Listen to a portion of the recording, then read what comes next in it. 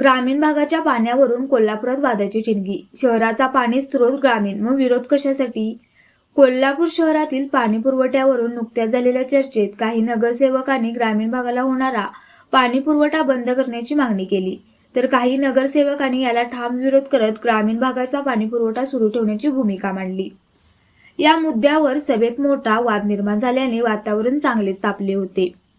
वास्तविक पाहता कोल्हापूर शहराला मिळणारा पाणी पुरवठा हा मुख्यतः ग्रामीण भागातील धरणावर अवलंबून आहे. काळमवाडी व राधानगरी धरणातून थेट पाईपलाईनद्वारे शहराला पाणी पुरवठा केला जातो. त्यामुळे शहरातील नागरिकांना सुरळीत पाणी मिळत आहे. या धरणाच्या निर्मितीसाठी अनेक ग्रामीण भागातील गावांनी मोठा त्याग केला आहे. अनेक कुटुंबांना आपली जमिनी, घरे, वस्त्या सोडाव्या लागल्या. तरीही ग्रामीण भागातील नागरिकांनी कधीही शहराच्या पाणी पुरवठ्याला विरोध केला नाही. उलट शहराच्या विकासासाठी त्यांनी मोठ्या मनाने सहकार्य केले आहे. परंतु अशा परिस्थितीत ग्रामीण भागातील वाढीव वस्त्या व उपनगरांना शहरातून होणाऱ्या मर्यादित पाणी पुरवठ्यालाच विरोध होत असल्याने हा प्रश्न विचार करण्यास भाग पाडणार आहे.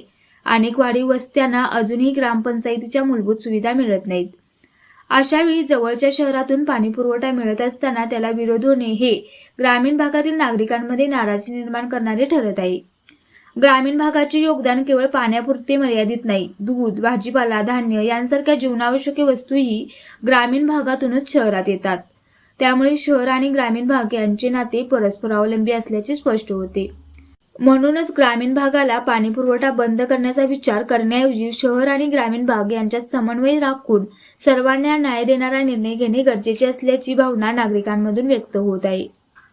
अशाच प्रेरणादायी बातम्यांसाठी सबस्क्राईब करा इंडियन पोलीस मित्र भारत न्यूज चॅनेलला. संपर्क डॉ. सुरेश राठोड, संपादक 9623420295.